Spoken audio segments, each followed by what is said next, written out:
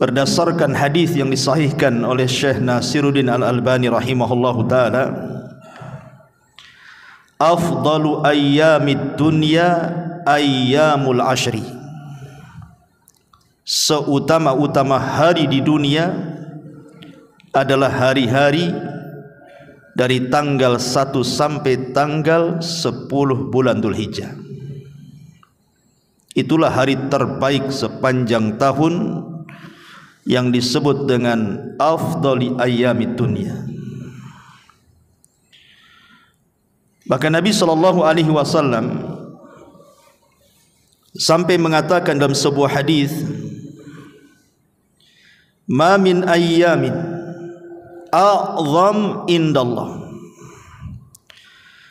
Tidak ada hari-hari dalam satu tahun yang lebih agung di sisi Allah Subhanahu wa taala,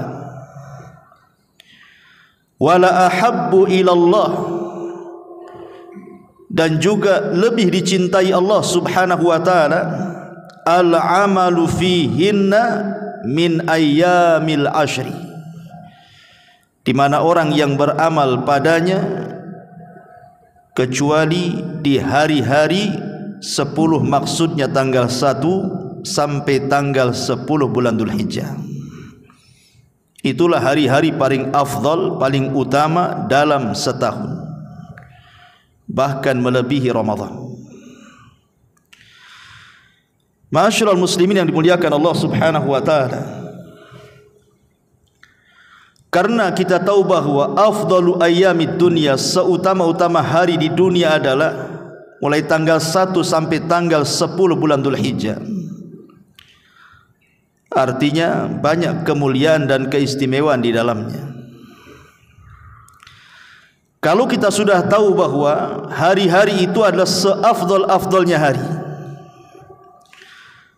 dan hari-hari itu adalah hari-hari yang sangat dimuliakan Allah dan Rasulnya, kemudian tidak tergerak dalam hati kita untuk memuliakannya, kemudian tidak tergerak dalam hati kita untuk menghormatinya dengan cara memanfaatkan setiap detik-detiknya, maka dipertanyakan ketakwaannya.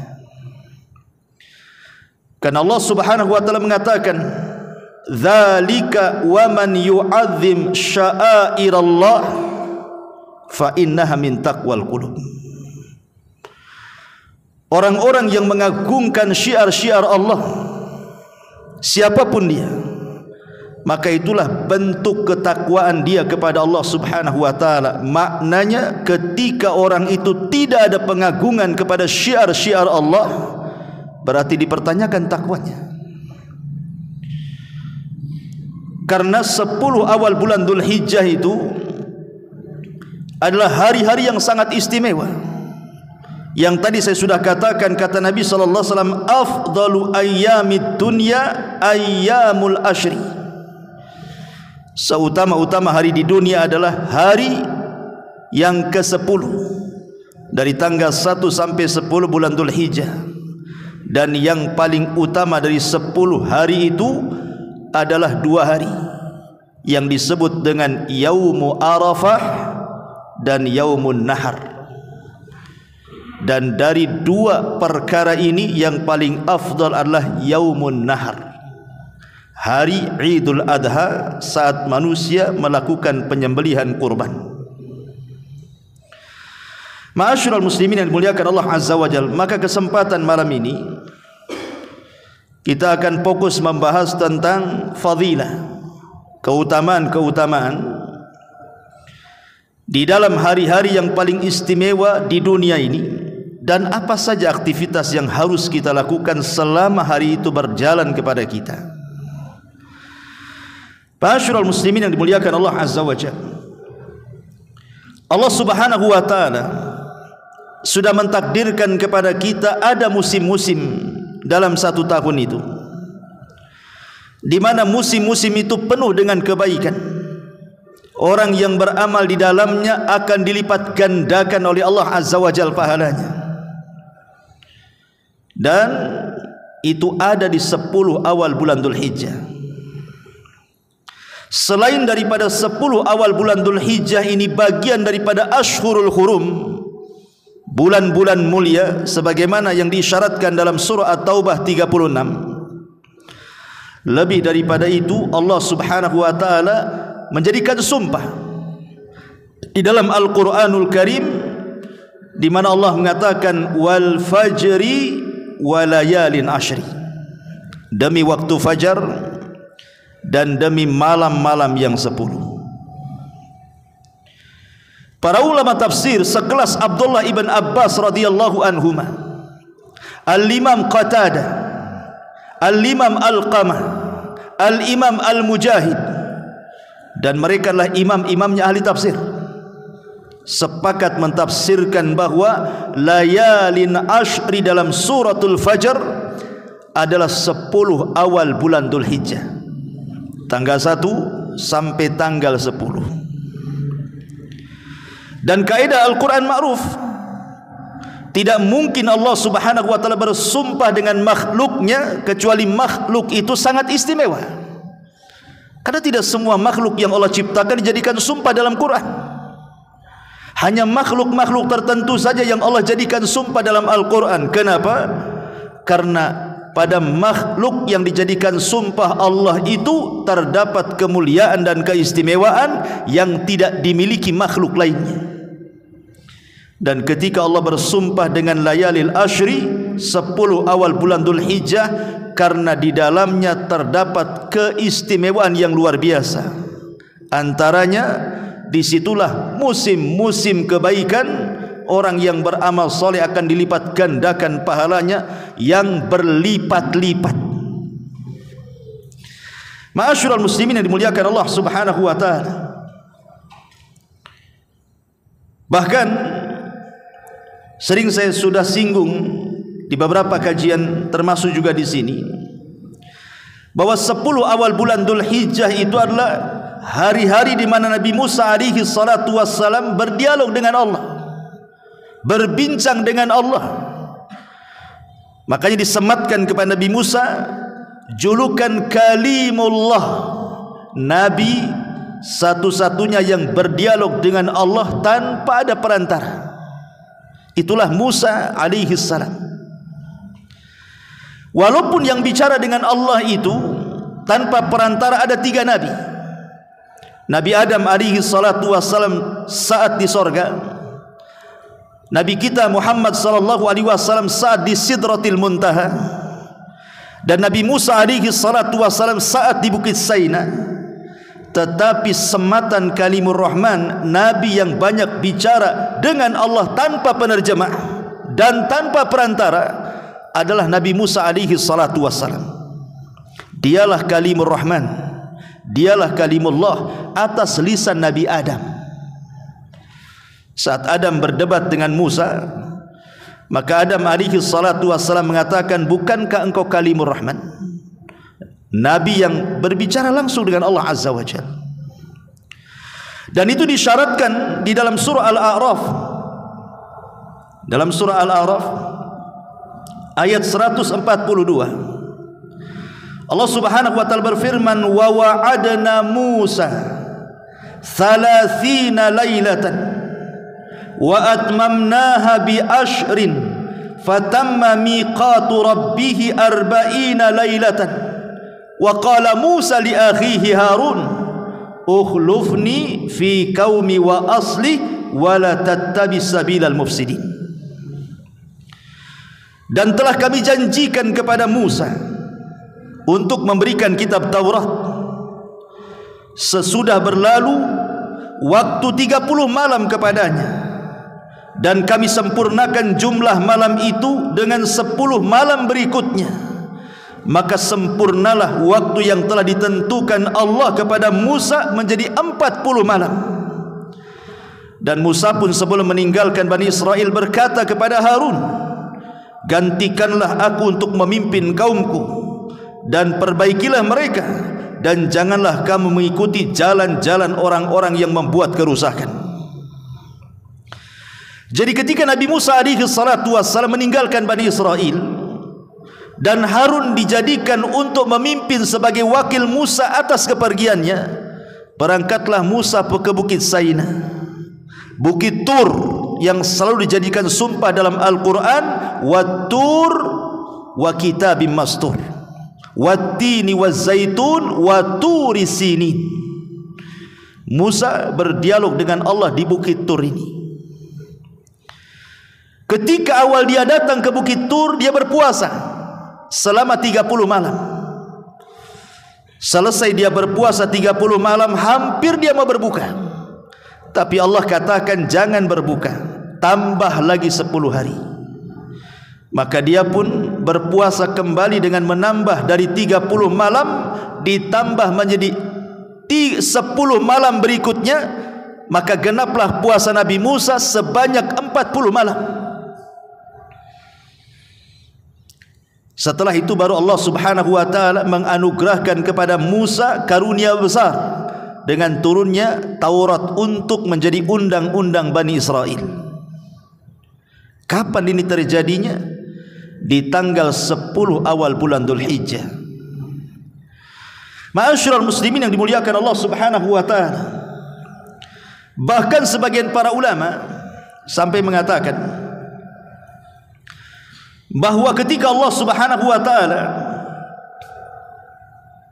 mengusap pundak Adam, kemudian keluarlah ruh dari pundak Adam itu. Kemudian setelah ruh itu keluar, dan ruh itu adalah anak turunan Adam yang kelak akan menjadi turunannya, sejak itu sampai kiamat dibangkitkan, maka mereka diletakkan di alam ruh. Disitulah Allah Subhanahu wa taala membuat perjanjian dengan seluruh ruh-ruh dari turunan Adam yang akan lahir ke bumi. Allah Subhanahu wa taala katakan dalam surah Al-A'raf, alastu bi rabbikum, bukankah aku Rabb kalian? Qalu, para ruh itu mengatakan, bala syahidna, ya kami sangat menyaksikan apa yang kau katakan wahai Rabb kami. Ada yang mengatakan bahwa ketika Allah Subhanahu wa taala membuat perjanjian dengan alam roh itu terjadi pada hari Arafah, dan hari Arafah itu bagian daripada 10 hari dari tanggal 1 sampai tanggal 10 Dzulhijjah. Artinya ini keistimewaan besar. Belum lagi kalau kita melihat sejarah, di 10 awal bulan Dzulhijjah ini turun ayat, di mana ayat ini menjadi ayat yang luar biasa bagi kita kaum muslimin tentang kesempurnaan Islam. Allah Subhanahu wa taala turunkan ayat surah Al-Maidah ayat 3. Al-yauma akmaltu lakum dinakum wa atmamtu alaikum ni'mati wa raditu lakumul Islam madina. Hari ini kusempurnakan kepada kalian agama kalian, kusempurnakan nikmatku untuk kalian, dan kuredai Islam sebagai agama kalian. Disebutkan dalam riwayat Bukhari dan Muslim dari Umar bin Khattab radhiyallahu an, datang seorang Yahudi kepada Amirul Mukminin Umar bin Khattab, kemudian mengatakan, ya Amirul Mukminin, ayatun fi kitabikum taqra'unaha law alaina ma'syaral yahud nazalat lattakhadna dzalikal yawma ida. Orang Yahudi ini ngomong sama Umar, wahai Amirul Mukminin, aku mendengar satu ayat yang selalu kalian baca. Kalau seandainya ayat itu turun kepada kami bangsa Yahudi, tentu kami akan jadikan turunnya ayat tersebut menjadi hari raya kami. Kemudian Umar radhiyallahu anhu mengatakan, ayu ayatin, ayat yang mana yang kau maksud? Kemudian Yahudi ini membacakan surah Al-Maidah ayat 3, al-yauma akmaltu lakum dinakum wa atmamtu alaikum ni'mati wa raditu lakumul Islam madina. Aku sempurnakan kepada kalian agama kalian, ku sempurnakan nikmatku untuk kalian, bahkan ku redoi Islam sebagai agama kalian. Apa kata Umar? Umar radhiyallahu anhu sambil bangkit, Kemudian mengatakan qad arafna dzalikal yaum wal makan alladhi nuzilat fihi 'ala an-nabi sallallahu alaihi wasallam wa huwa qa'imun bi Arafah yaumal jum'ati. Apa kata Umar? Sungguh aku, kata Umar, tahu ayat itu kapan turunnya, di mana turunnya. Saat turun kepada Nabi sallallahu alaihi wasallam, ketika itu Rasul sedang berdiri di padang Arafah pada hari Arafah, pada hari Jumat ayat itu turun. Artinya surah Al-Maidah ayat 3 ini turun di antara hari-hari yang merupakan afdalu ayyamid dunya, seafdal-afdalnya hari di dunia, tanggal 1 sampai tanggal 10. Karena hari Arafah itu tanggal 9. Hari Arafah tanggal 9, artinya di tanggal 9 bulan Dzulhijjah ini turun ayat kesempurnaan Islam. Dan ini tidak ada pada agama yang lainnya. Tidak ada pada agama yang lain, apakah Yahudi ataukah Nasrani. Tidak ada ayat yang turun tentang kesempurnaan agama mereka. Makanya Islam itu agama yang sangat sempurna, mengatur segala urusan manusia, sampai kepada urusan jamban sekalipun diatur dalam Islam itu. Sampai Salman Al-Farisi radhiyallahu an berdialog dengan seorang Yahudi dan mengatakan, ya Salman, apakah sahibukum, maksudnya Nabi sallallahu alaihi wasallam, tu'allimukum kulla syai'i hatta al-khira'ah, mengajarkan sesuatu sampai pada urusan jamban? Maka dengan bangganya Salman berdiri dan mengatakan, ajal, betul, Nabi kami Muhammad sallallahu alaihi wasallam yu'allimuna kulla syai'in hatta al-khira'ah, telah mengajarkan segala sesuatunya sampai kepada urusan jamban. Macam mana masuk jamban itu ada doanya, macam mana di dalam jamban tidak boleh menghadap kiblat dan membelakanginya, keluar jamban pula ada doanya. Dan ini tidak ada dalam agama di luar daripada Islam. Tanya kepada orang Nasrani, macam mana mereka masuk jamban? Tanya kepada orang-orang Yahudi, macam mana mereka masuk jamban? Tidak ada aturan bagi mereka, hanya Islam yang mengatur. Itulah kenapa Islam itu agama yang sangat sempurna, dan ini nikmat karunia besar, dan itu turun di tanggal 9 bulan Dzulhijjah, tepatnya hari Arafah.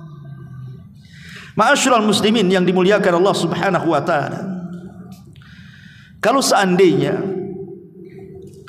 seseorang melakukan sedekah di bulan Ramadan dan sedekah di tanggal 1 sampai tanggal 10 bulan Dzulhijjah, ataupun seandainya seseorang melakukan 2 rakaat salat di bulan Ramadan dengan 2 rakaat salat di awal bulan Dzulhijjah, ataupun seandainya seseorang berjihad di jalan Allah Subhanahu wa taala selain daripada tanggal 1 sampai tanggal 10, anggaplah berjihad di bulan Ramadan. Ma'asyiral muslimin yang dimuliakan Allah Azza wa Jal, maka sedekah di tanggal 1 sampai tanggal 10 bulan Dzulhijjah lebih afdal dibandingkan Anda sedekah di bulan Ramadan. Anda solat 2 rakaat di 10 awal bulan Dzulhijjah lebih afdal dibandingkan solat 2 rakaat di bulan Ramadan. Kalau Anda berjihad lebih afdal dibandingkan berjihad di bulan Ramadan. Sebutkan amal apapun, apakah zikirnya, apakah baca Qur'annya, apakah istighfarnya, apakah silaturahimnya, sebutkan apapun amalannya. Orang yang beramal di 10 awal bulan Dzulhijjah jauh lebih afdal dibandingkan di bulan Ramadan, apalagi di bulan-bulan yang lainnya. Mana dalilnya? Tadi saya sudah singgung. Dalilnya adalah Nabi sallallahu alaihi wasallam bersabda dalam sebuah hadis yang dikeluarkan Bukhari Muslim dari hadis Abdullah ibn Abbas turjumanul Quran radhiyallahu anhuma. Kata Nabi sallallahu alaihi wasallam, "Ma min ayyamin", tidak ada hari-hari dalam 1 tahun. Tidak ada hari-hari dalam 1 tahun.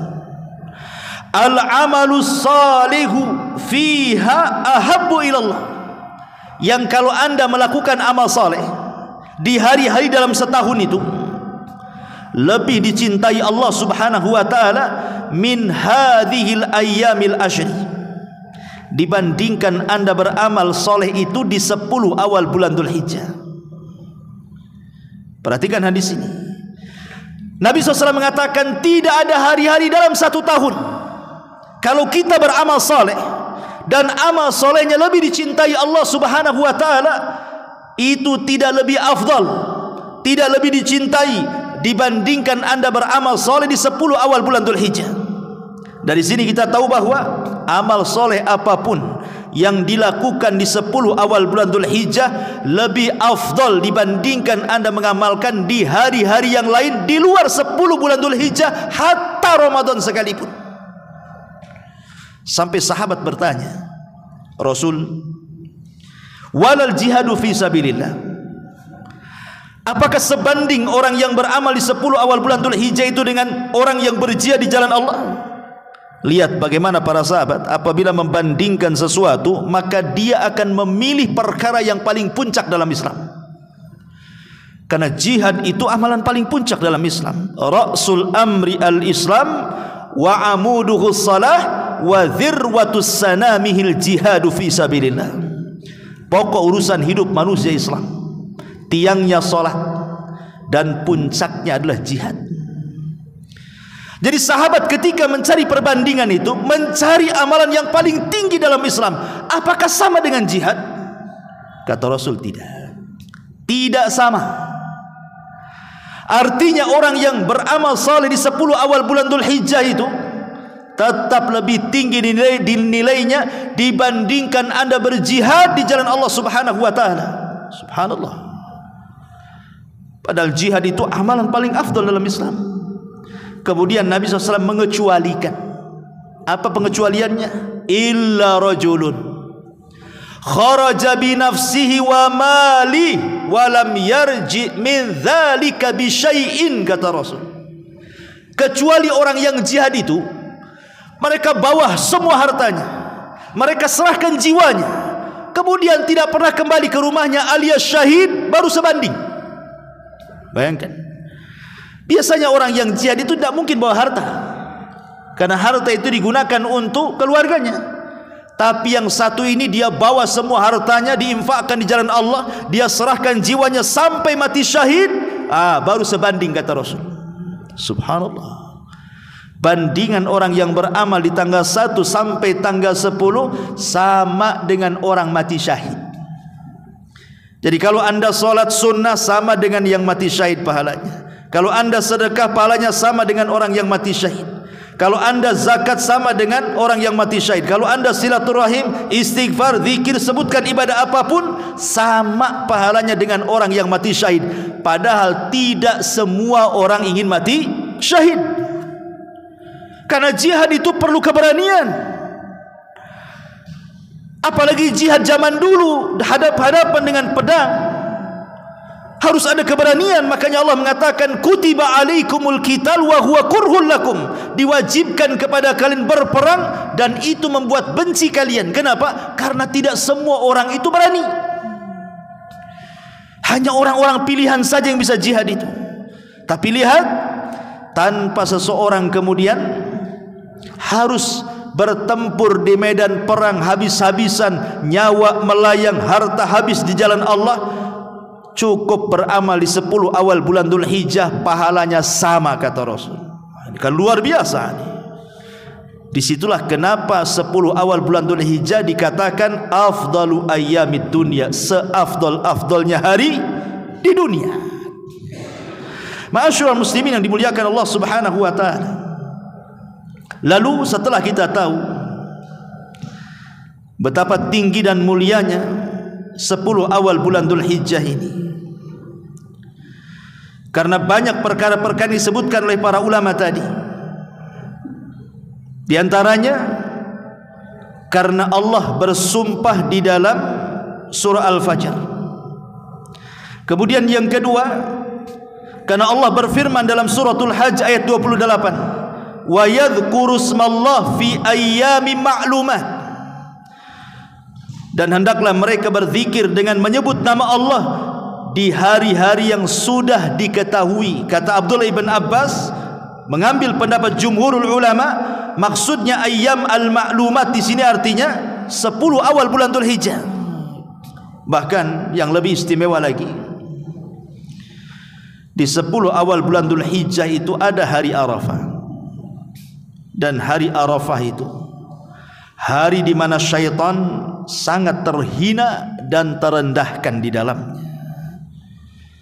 Disebutkan dalam sebuah hadis, Nabi SAW mengatakan, ma ru'ya syaitan yauman huwa fihi asghar wala adhar wala ahqar wala aghyad minhu fi yaumi arafata wa ma dhaka illa lima ra'a min tanazzulir rahmati wa tajawuzillahi azza wa jalla anidh dhunubil idham illa ma uriya yauma badrin.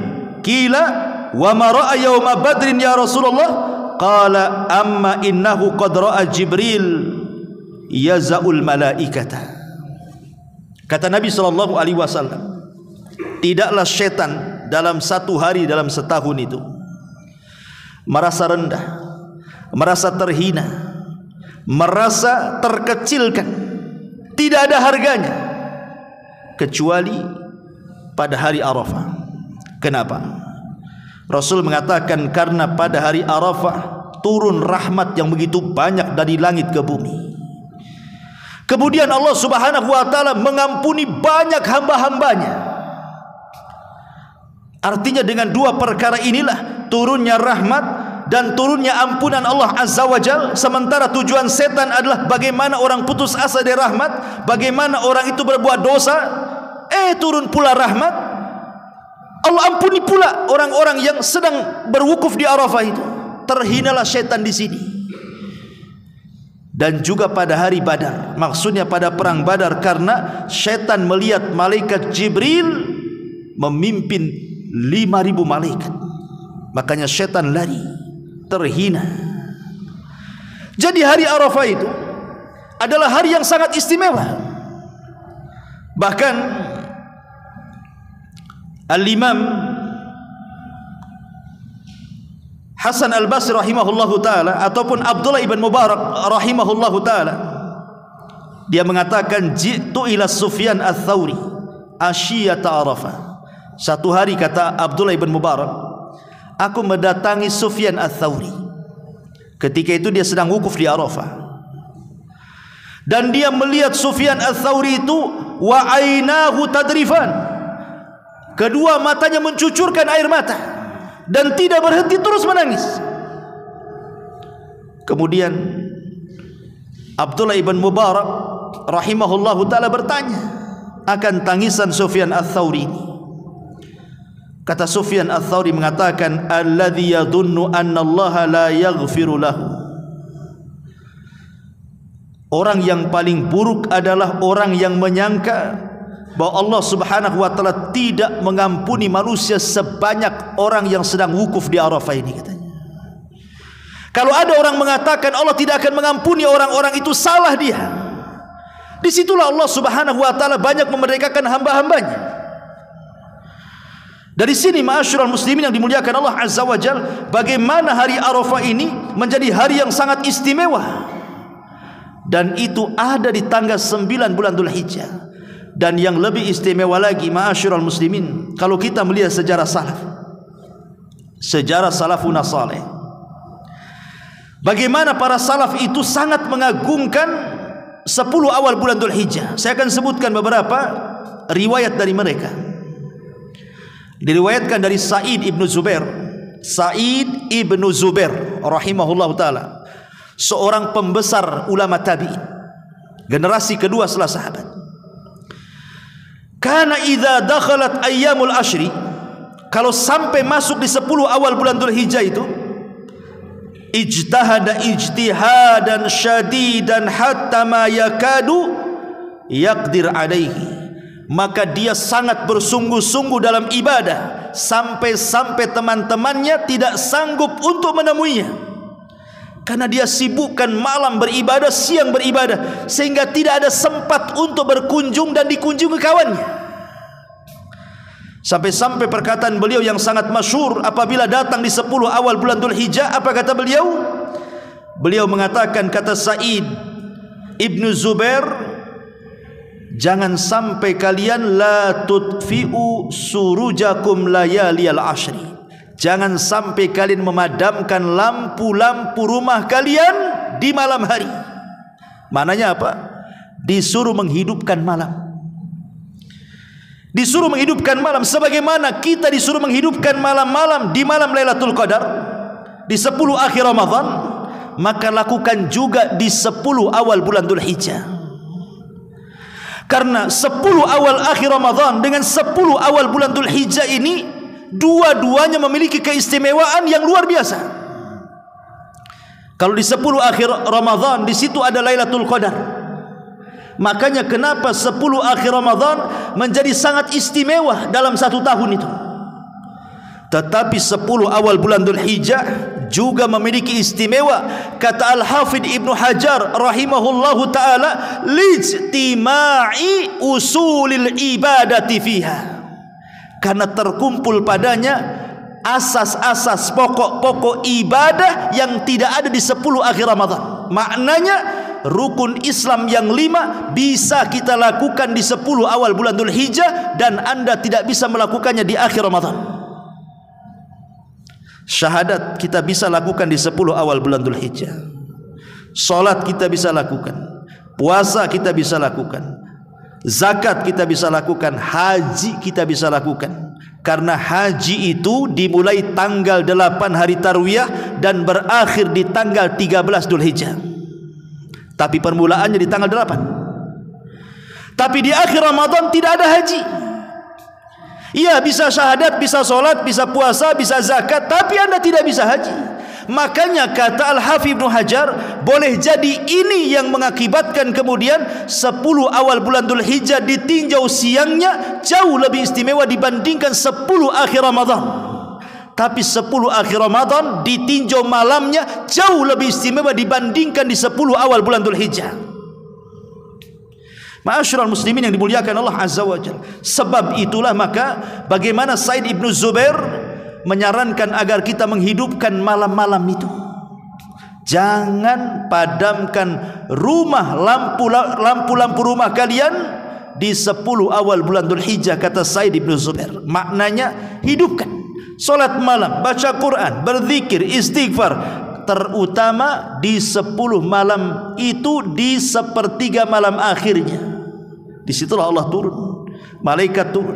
Bahkan Allah katakan, man yad'uni fa astaghfir, man yad'uni fa astajibalah, wa man yastaghfiruni fa aghfirlah, wa man yas'aluni fa utiya. Siapa yang minta ampun ku ampuni, siapa yang berdoa ku ijabah, dan siapa yang minta ku kasih permintaannya, kata Allah. Ma'asyiral muslimin yang dimuliakan Allah Azza wa Jalla. Kemudian juga dikatakan oleh Hasan Al-Basri, pemimpin para tabi'in, dia mengatakan, siyamu yaumin minal ashri ya'dilu syahrain. Berpuasa di tanggal-tanggal 1 sampai tanggal 10 bulan Dzulhijjah itu sebanding dengan puasa 2 bulan berturut-turut. Walaupun kita hanya puasa dari tanggal 1 sampai tanggal 9, nanti ada khilaf ulama. Boleh nggak kita berpuasa full dari tanggal 1 sampai tanggal 9? Karena di sana ada riwayat 2. Pertama, riwayat Aisyah radhiyallahu anha yang mengatakan Rasul tidak puasa di tanggal-tanggal itu, dan riwayat Hafsah mengatakan Rasul puasa. Sehingga Al-Hafidh Ibnu Hajar berusaha menggabungkan dua dalil yang dua-duanya sahih dengan mengatakan boleh jadi Rasul itu kadang puasa, kadang tidak, atau dengan kata lain puasa Daud. Satu hari puasa ketika di rumah Hafsah, ketika di rumah Aisyah tidak puasa. Ketika di rumah Hafsah puasa lagi, ketika di rumah Hafsah Aisyah tidak puasa lagi. Boleh jadi selang-seling, kadang puasa kadang tidak. Walaupun kata para ulama yang lainnya boleh kita puasa tanggal 1 sampai tanggal 9, karena tanggal 10 sudah Idul Adha nggak boleh puasa. Atau boleh juga ambil 1 hari kalau memang kita malas puasa di tanggal 9-nya, yang disebut dengan puasa Arafah, bagi orang-orang yang tidak wukuf di Arafah seperti kita. Tanggal 9 puasa, kata Rasul, aku mengharap kepada Allah pahalanya menggugurkan dosa setahun yang kemarin dan setahun yang akan datang, 2 tahun berturut-turut. Ma'asyiral muslimin yang dimuliakan Allah Azza wa Jalla. Kemudian juga Imam Auza'i mengatakan, "Ballaghani annal amala fil yaumi min ayyamil ashri ka qadri ghazwatin fi sabilillah yusamu naharuha wa yuhrasu lailuha illa an yakhtassa umrun bi syahadatin." Dia mengatakan, telah sampai kepadaku bahwa beramal saleh di satu hari dari hari-hari 10, satu hari saja, kan 10 hari dah. Anggaplah tanggal 1-nya atau tanggal 2-nya, maka itu pahalanya sama dengan orang yang berperang di jalan Allah. Selain daripada dia berperang, dia pun puasa di siang harinya dan berjaga di malam harinya. Bayangkan, kata Imam Auza'i, kalau kita menghidupkan satu hari saja, maka pahalanya sama dengan orang yang jihad plus dia puasa siangnya plus dia hidupkan malamnya. Luar biasa, ya. Bahkan dikatakan Al-Hafidz Ibnu Rajab rahimahullahu taala, diriwayatkan dari Al-Imam Al-Marwazi. Al-Marwazi itu muridnya Imam Ahmad, dari Maimun ibn Mihran, qala, dia mengatakan, adraqtun nasa wa innahum la yukabbiruna fil ashri.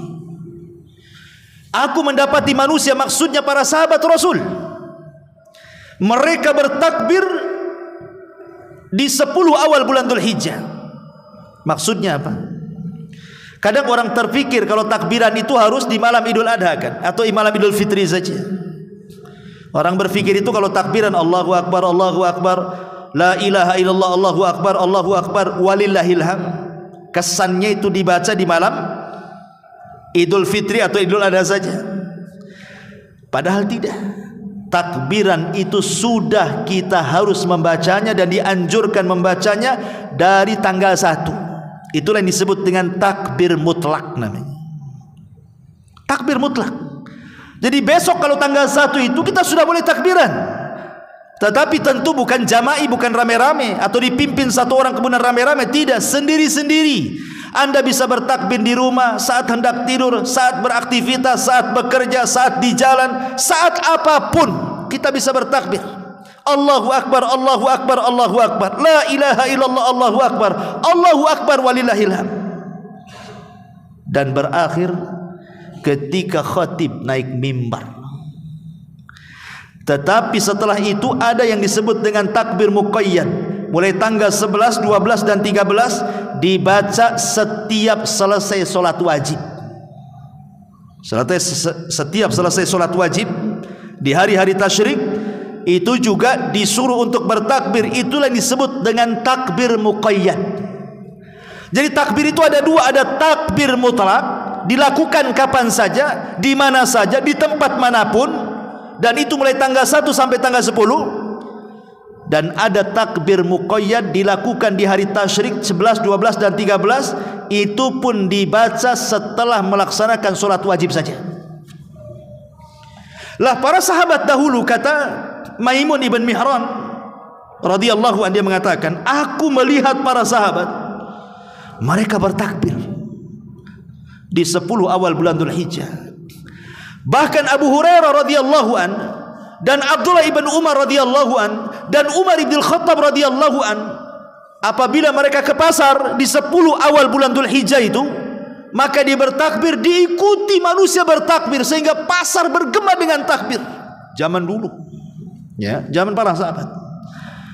Tapi sekarang di 10 awal bulan Dzulhijjah, coba antum masuk pasar Tiban tuh, ada enggak yang bertakbir tuh? Kalau antum bertakbir Allahu Akbar, la ilaha illallah akbar, apa kata orang? Bang, masih lama lebaran katanya. Disangkat lebaran saja tuh takbir tuh. Ya. Salah waktu katanya. Kenapa? Karena jahil, tidak tahu ilmu. Seandainya kemudian 10 awal bulan Dzulhijjah itu satu pasar bergema takbir sendiri-sendiri, alangkah indahnya syiar Islam ini. Tentu orang-orang kafir ini ciut. Boleh jadi mungkin mau belanja, nggak jadi orang kafir itu. Ini ada takbir mau perang ini gitu. Ma'asyiral muslimin yang dimuliakan Allah Azza wa Jalla. Begitulah para sahabat. Mereka bertakbir di mana-mana, sementara kita tidak pernah bertakbir. Harusnya dilestarikan takbir-takbir seperti ini. Karena itu bentuk pengagungan syiar kita, menghormati hari-hari terbaik dalam dunia ini. Kemudian disebutkan oleh Anas ibn Malik radhiyallahu an. Anas ibn Malik radhiyallahu an mengatakan, qala, dia mengatakan, kana yuqalu fi ayyamil ashri bi kulli yaumin alfa yaumin wa yauma arafata asyratu alafi yaumin. Dikatakan, kata Anas bin Malik radhiyallahu an, orang yang beramal di 10 awal bulan Dzulhijjah itu, kalau kita ini melakukan amalan dalam satu hari, entah mungkin dalam satu hari itu kita baca Quran, entah dalam satu hari itu kita berzikir, entah dalam satu hari itu kita silaturahim, sebutkan amal apa saja, yang penting amal saleh, itu lipatannya dalam satu hari itu sama dengan 1000 hari kita beribadah. Dan terutama di hari Arafah, kalau seandainya kita beramal satu hari di hari Arafah, itu sama dengan 10.000 hari bandingannya kita beramal saleh.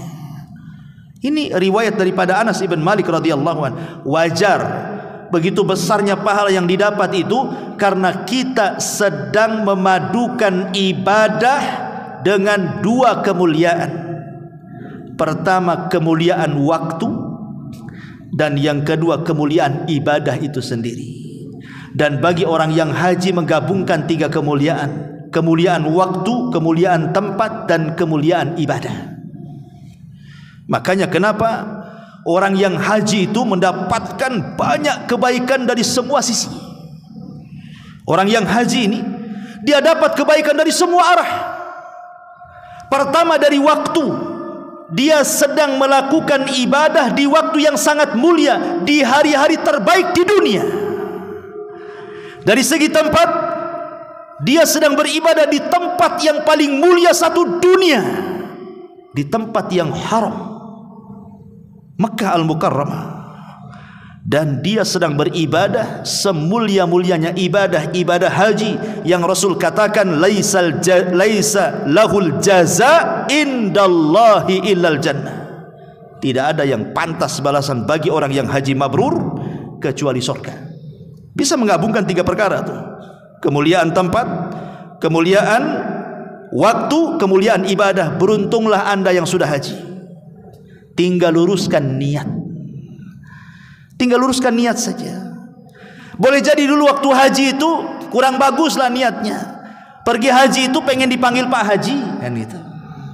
Kalau 2 kali juga haji-haji, 3 kali ya haji kan gitu.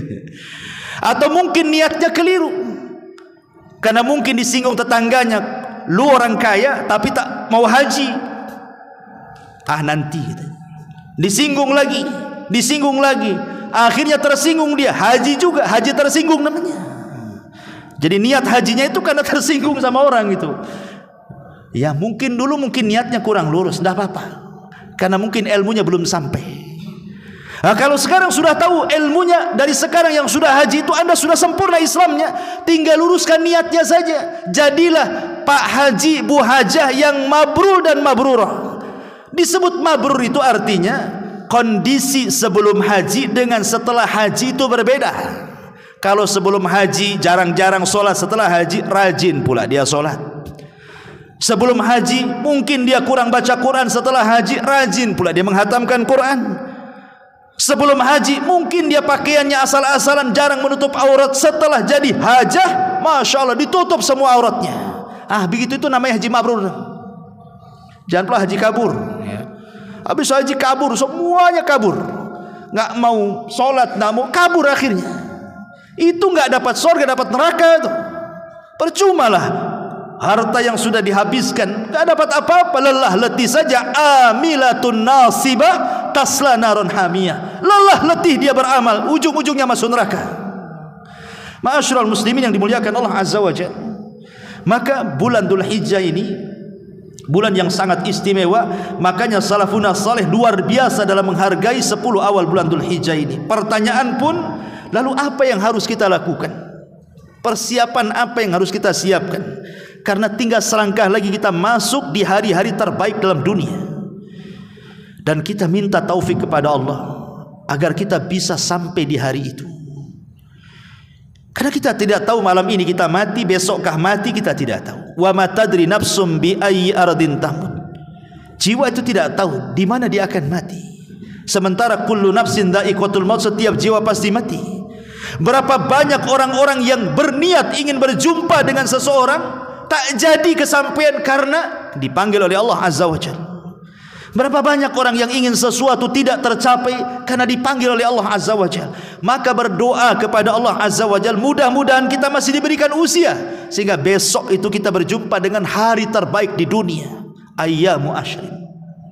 Yang pertama kata para ulama, at-taubatun as-sadiqatu, at-taubatus sadiqatu. Dari sekarang malam ini kita tobat dengan tobat yang jujur, bertobat kepada Allah Azza wa Jalla. Karena dosa itu yang melemahkan ibadah. Kalau kita masih maksiat hari ini, masuk tanggal 1 sampai tanggal 10, enggak ada jaminan Anda rajin ibadah. Karena maksiat itu melemahkan ibadah, melemahkan badan.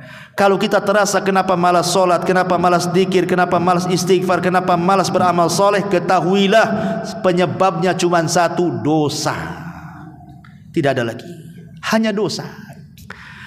Maka bertobat kepada Allah Azza wa Jalla, dan tobatnya harus jujur. Makanya sering saya katakan ikhwan,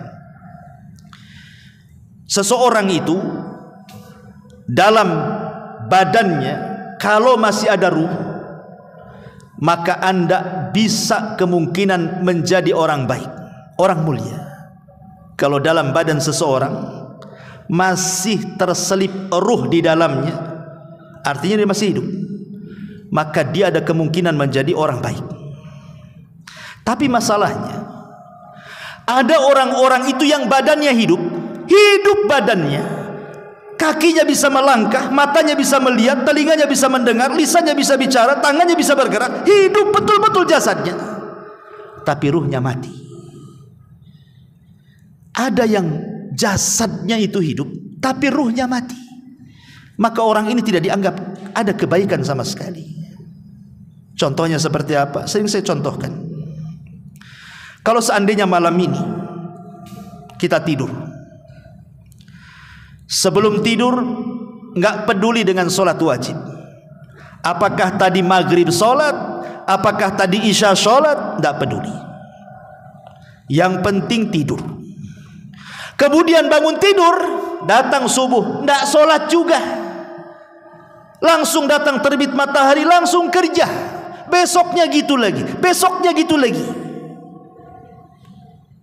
Maka orang yang bangun tidur, dia meninggalkan solat 5 waktu, kemudian saat bekerja dia tidak merasa salah, tidak merasa berdosa, tidak ada yang kurang dalam hatinya, tidak merasa bahwa meninggalkan solat itu beban bagi dia, tidak merasa bahwa itu hutang bagi dia. Apa ya yang kurang, apa yang kurang, biasa-biasa saja. Ketahuilah hati Anda mati.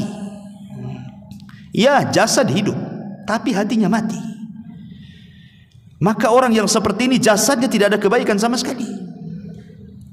Tapi kalau seandainya, okelah mungkin ada orang yang kadang sholat kadang tidak, karena belum dapat hidayah, tapi dia tahu sholat itu wajib. Kemudian dia tertidur, kemudian bablas pula subuh, bangun pula jam 9. Kemudian ketika dia bangun menyesal dia, kenapa lah tadi saya enggak sholat isya semalam, tadi pula lewat subuh pula saya, katanya. Ada penyesalan dalam hatinya. Ketika ada penyesalan ini tanda hati kita hidup, jiwa kita hidup. Itulah yang disebut dengan nafsul lawamah, yang Allah bersumpah dalam Al-Quran. Nafsul lawamah, jiwa yang selalu mencela. Kenapa saya tadi tidak sholat, kenapa saya tidak berbuat baik, kenapa saya tidak sedekah, kenapa saya tidak bersilaturahim, kenapa saya tidak berzikir, tidak istighfar. Hatinya itu tidak terima gitu ya. Kalau hati kita mulai tidak terima, mulai ada rasa apa yang kurang, kenapa dia begini dan begitu, mulai hidup tuh hati itu. Dan kalau sudah hidup seperti ini, itu alamat kebaikan. Dan alamat jasad pun menjadi baik. Kenapa? Karena yang menentukan jasad itu hati. Ala wa inna fil jasadi mudghah idza saluhat saluhal jasadu kulluh wa idza fasadat fasadal jasadu kulluh ala wahiyal qalbu, kata Rasul. Dalam badan antum itu ada satu daging, segumpal daging. Kalau dia baik, baik semua. Kalau dia jahat, jahat semua satu badan. Itulah hati yang menentukan baiknya badan. Sesehat apapun Anda, kalau hatinya tidak terpikir dengan dosa, sakit Anda. Makanya jangan istilah di dalam badan yang sehat itu ada hati yang apa? Itu simbol apa? Itu motonya orang olahraga tuh. Ya. Salah itu moto seperti itu. Kita katakan balik, dalam hati yang sehat terdapat badan yang kuat. Itu yang mantap, ya. Itulah syariat Islam yang seperti itu. Dan itu ada di taubatan shadiqah, at-taubatus shadiqah. Pertama, tobatlah dengan tobat yang jujur. Yang kedua yang harus kita lakukan juga, al-azmul jad ala ightinami hadil ayyam. Cobalah terfikir. Tadi kan sudah saya katakan di muqaddimah, kalau kita sudah tahu 10 awal bulan Dzulhijjah ini seafdol-afdolnya hari di dunia, mengalahkan Ramadan, mengalahkan bulan-bulan yang lainnya. Atas lisan Rasul mengatakan, afdalu ayyamid dunya ayyamul ashri. Rasul yang ngomong begitu. Kalau Allah Subhanahu wa taala mengagungkan bulan itu, mengagungkan hari-hari itu, memuliakan hari-hari itu, kemudian kita sebagai hambanya tidak memuliakannya, dipertanyakan tuh. Karena siapapun yang mengagungkan yang Allah agungkan, pasti kita dimuliakan. Siapapun yang menghinakan yang Allah agungkan, maka Allah akan rendahkan. Maka bagian daripada pengagungan hari-hari itu dengan cara apa? Mendulang pahala sebanyak-banyaknya dengan amal saleh. Persiapkan dari sekarang jadwal bahasa kitanya. Kira-kira apa yang harus kita lakukan di 10 awal bulan Dzulhijjah itu? Sudah terjadwal hari ini. Saya ingin sholat malam 10 hari. Saya ingin puasa 10 hari, 9 hari. Saya ingin baca Quran 1 hari 3 juz, berarti 10 hari hatam tuh Quran tuh. Berarti kalau seperti itu, kita mendapatkan segala-galanya kebaikan dari semua arah, ikhwan. Maka jadwalkan. Kemudian yang ketiga, al-bu'du anil ma'asi. Dari sekarang jauhi maksiat-maksiat supaya kuat badan kita. Kemudian juga amalan-amalan yang tak kalah pentingnya di 10 awal bulan Dzulhijjah adalah manasik haji, tentu bagi yang mampu. Karena ada orang yang mengistilahkan bulan Dzulhijjah itu, Ustaz, bulannya orang kaya, katanya. Karena ibadah-ibadah mulia di bulan Dzulhijjah itu semua pakai biaya. Haji pakai biaya, korban pakai biaya. Lah aku ini orang miskin, untuk makan pun susah, tak mungkin pula haji. Korban saja saya dapat kupon malah. Suruh baris dapat daging, bukannya saya berkorban. Kadang-kadang niatnya dapat daging, pulang pula dapat tulang. Apa enggak korban perasaan tuh? Niatnya dapat pengen daging kan itu, pulang pula bojeroan. Dagingnya diselip panitia. Ma'asyiral muslimin yang dimuliakan Allah Azza wa Jalla.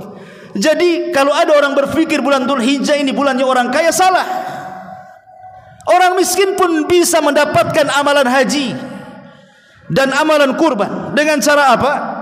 Rasul mengatakan, barang siapa yang sholat subuh berjamaah, kemudian tidak beranjak dari tempatnya, dia pun berzikir dan membaca Quran sampai syuruk, sampai matahari terbit, lakukan 2 rakaat syuruk, kata Rasul, pahalanya kahajjati wal umrati taman, seperti haji dan umrah secara sempurna. Kan bisa kita mendapatkan amalan haji itu, hanya duduk sebentar saja mulai subuh sampai syuruk loh ya. Habis sholat 2 rakaat syuruk, sama pahalanya dengan orang yang haji lelah letih sampai ke sana. Jadi nggak ada alasan orang miskin ingin dapat pahala haji, bisa. walaupun kenikmatannya berbeda, tapi pahalanya sama. Ataupun kita tidak bisa kurban, macam mana saya dapat ibadah kurban? Gampang, dengan ghibtah. Ghibtah itu apa? Hasad yang terpuji. Hasad itu ada dua, ada hasad yang tercela, ada hasad yang terpuji. Kalau hasad yang tercela, berangan-angan kenikmatan orang hilang dan berpindah kepada dia. Tapi kalau hasad yang terpuji, bahasa hadis disebut ghibtah namanya. Itu bahasa ulama disebut ghibtah. Ghibtah itu apa?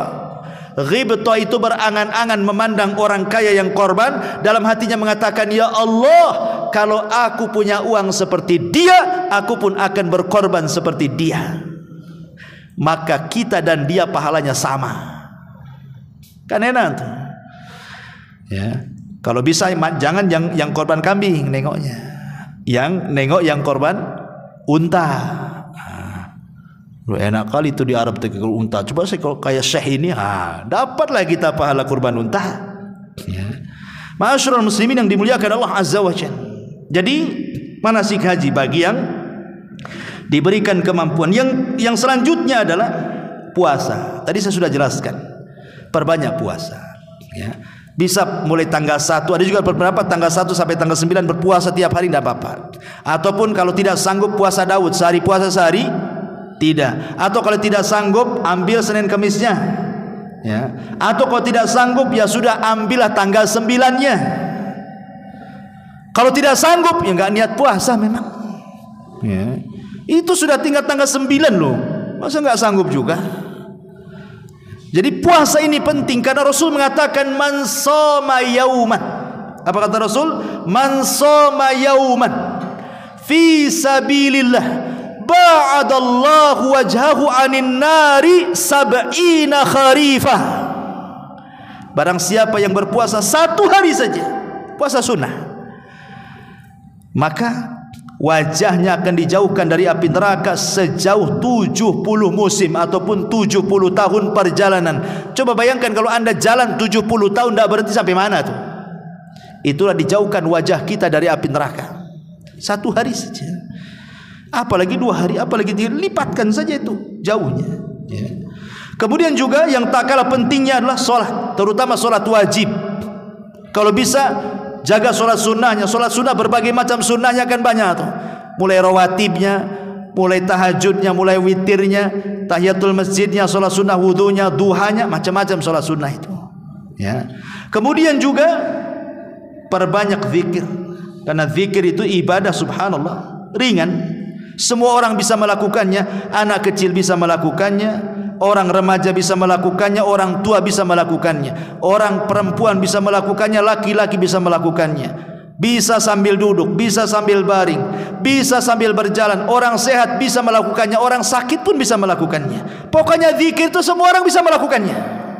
Tapi lihat kata Nabi SAW, ala unabbiukum, maukah kuhabarkan kepada kalian, bi khairi a'malikum, sebaik-baik amal kalian, wa azkaha inda malikikum, lebih bersih di sisi Rabb kalian, wa arfa'uha fi darajatikum, akan diangkat derajat kalian, wa khairun lakum min infaqiz zahabi wal waraq, lebih baik daripada infak emas dan perak.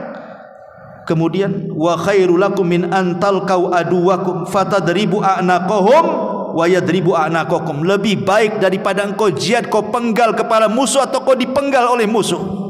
Kemudian sahabat mengatakan, amalan apa itu? Maka Rasul mengatakan, zikrullahi azza wa jalla, berzikir. Banyak-banyak berzikir, terutama zikir yang tadi saya sebutkan, terangkai dari 3 zikir. Apa itu? Takbir, tahlil dan tahmid. Takbir, tahlil, tahmid. Allahu akbar, Allahu akbar, Allahu akbar. Ini takbir. La ilaha illallah, Allahu akbar. Ini tahlil. Allahu akbar walillahil ham. Ini tahmid namanya. Menggabungkan 3 zikir itu. Atau dengan kata lain takbiran lah bahasa kita. Ya. Ma'asyiral muslimin yang dimuliakan Allah Azza wa Jalla. Kemudian juga sedekah. Coba bayangkan, antum punya uang 100.000, antum pecah jadi 10 ribuan kan. Setiap hari antum kasih 10 sampai 10 hari. Masya Allah, 10 kali kita dapat pahala syahid. 10 kali kita bisa dapat syahid. Pecah saja jadi 100.000 jadi 10 ribuan. Setiap hari kita infak kan, nampak ada kotak masjid cemplung sampai Idul Adha. Masya Allah, berapa banyak kita akan dapatkan dari pahala sedekah itu. Termasuk juga adalah al-udhiyatul Id. Ini juga yang paling penting juga. Kalau Allah takdirkan punya rezeki, kurban, berkurban. Kalau punya rezeki, karena Nabi tidak pernah meninggalkan kurban sampai meninggal.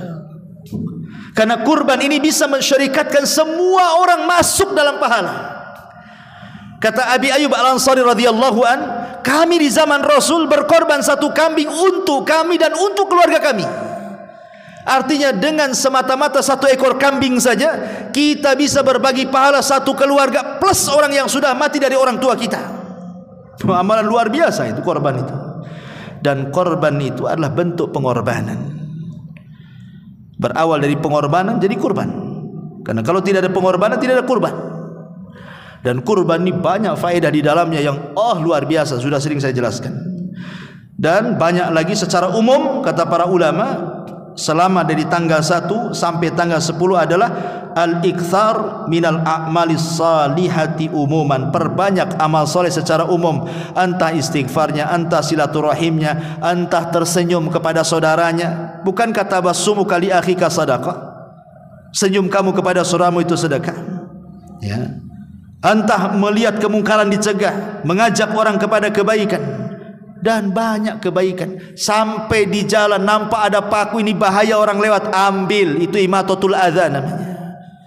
Membuang hal-hal yang akan menyakiti orang ramai. Nampak batu besar, ini bahaya nih kalau motor lewat, ambil, turun. Apa sulitnya? Ini tetangga sakit, ya. Kalau dia naik ojek, naik taksi mahal, kita punya kendaraan, antar, apa susahnya? Banyak amalan-amalan yang ada di masyarakat ini. Dan kalau itu dilakukan di tanggal 1 sampai tanggal 10, berarti kita sedang memadukan amal soleh dengan kemuliaan hari terbaik dalam dunia. Manfaatkan hari itu.